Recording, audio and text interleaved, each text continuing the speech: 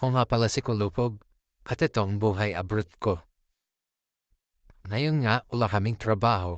Pag-isipan namin mamingwit. Punta pa lang namin, nakakamangha na yung dagat.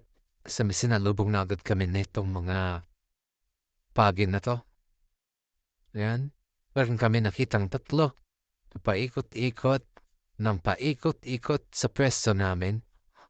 Nalagyan namin ng pain, pero di naman sila nakagat. Tewata nila ng isda, ng manok. Gusto ata nila lechon. Kaso wala kami dala. At manaulim kami dito na starfish. Starfish ba to?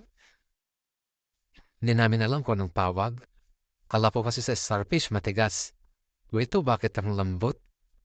Ayan, sinipasipan ng kasama ko na si Pong. Pero hindi pa yung patay. Tinitinan lang namin kung anong litsura. Tininan ko sa may paan. Ayan o, tinin na dilaw. Buhay pa siya at ang lambot nga. Pero yung ibabaw niya, para may mga matutulis. At nakurious ako sa ilalim. Ayan o, maraming mga paa. Ang dami-dami, halos napakadami talaga. And tinutukan ko siya ng camera kasi curious lang ako. Ayan o. Pero biglaon bibitawan din namin siya sa dagat kasi para mabuhay pa siya. At ayan na nga, umunta na kami dito sa pagluluto kasi gabi na, gutom na rin kami. And yung nahuli namin na tatlo, pero yung iba din na namin sinali kasi baka masayang lang. Ako yung nakatoka sa papiprito. Ayan, nung lupan pa lang ito, libre lang ito sa public. Tapos kung basama naman, papainit na ng lutuan. And yung kanin namin, madami. Ayan, kaibigan ko medyo nahihiya pa. Yan nga pala si Pong nakagrade. Yan ang mga hiniwa namin mga pangsangkap doon sa mga shell na nakuha namin. Gamit namin na flashlight na medyo madumi dyan kasi di pa namin nalinisan. Dito nga pala kami sa park. Ayan no. Papakaganda dito, may libreng lutuan na, may libreng laruan pa. Ayan, pwede ka maglaro dito, magalagalaw, makbo, mag-jogging.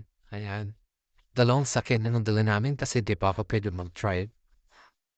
And doon nakita ko itong dalawang to kung anong nilalamas dito, may ginagawa dito, kaya nilapitan ko. Yan, nakita ko yung mga shell pala yung nilalamas nila yun, yung mga clamshell. Na malalaki yan. At saka meron din tahong. Malaki din yung tahong na nakuha nila. Nilinis nila, meron din palang suso. Ayan, may isang makahalong suso, naglag pa nga. Yan, nililinis na nila para maging ulam na mamaya. Medyo masarap tingnan kasi bagong huli lang yan. Kaya na-excite tuloy akong kumain. Medyo nagugutom na ako sa part na yan. Tinitingnan nila kung mayroong mga bukas na kasi yung mga patay ng shell, dumi na yung laman. Diyan nagsimula na nga yung chef namin na magsimula magluto. Lagay na yung mga sangkap. At sinikoli yung isda namin. Ayan. Medyo luto na yung ilalim, kailangan ng baliktarin. Medyo muusok na rin. Dahil tinuha ko na yung sandok para baliktarin ko na. Ayan. Nung binaliktad ko, medyo tutong na nga. Ayan, no? Medyo tutong na yung ilalim, pero okay lang yan. Para mas crunchy siya. Malaking na itong pangalawang to, kaya isa lang nito, sarap ka na. Ayan, by sizing nga pala yung paghuli dito ng isda. Ito medyo maliit pa, pero okay na yan. Sakto na rin yan.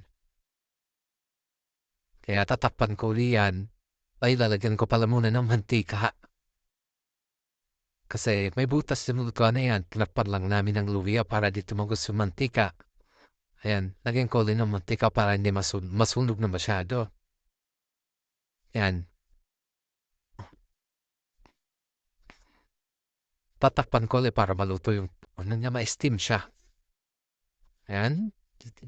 Pakita ko lang yung paligid. Medyo hindi na kagandahan pero okay lang yan.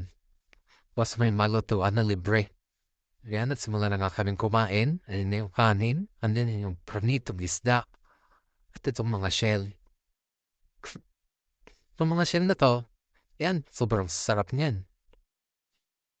At malalaman. Ito rin isda. Kaso nanawa na ako dyan. Kaya ang unang bibirahin ko yung shell. Yan, kinuha ko ng isang club shell na medyo malaki. Okay lang naman. Malaki ang laman niya. Kaya kinuha ko na yan.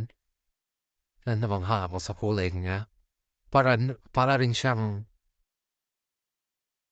bibi kung sa amin sa probinsya tawagin. At siyempre, inalo-halo ng kasama ko at binigay sa akin ng tahong. Napakasarte ko naman. Oops! Ano nakita ko parang yung namimiss ko. At siyempre, dahil namimiss ko siya, bubulat natin ko siya. Bubukayin ko siya. Yan, pinakita ko pa nga sa kasama ko. Dahil na-curious ako. Hindi, nakita ko lang yung bilog sa gitna ng laman ng tahong. Ito na nga, patuloy ang aming pagkain dito. Oops, pasensya na mga idolo kasi natapos na yung pagkain namin hanggang doon nang nakuha kong video. Nung pauwi na pala kami, nung umaga na, yan, may nakita ko dito parang nasa Pilipinas uli ako. Malala ko yung Ilocos. Kasi merong windmill din pala dito sa Australia. Kaya nung pauwi kami nakita ko siya ng mga ako. Kaya minidyoan ko. Ayan mga idolo. Kaganda. Ay, namiss ko talaga yung Pilipinas. Pero tis-tis lang. Baka pauwi din tayo.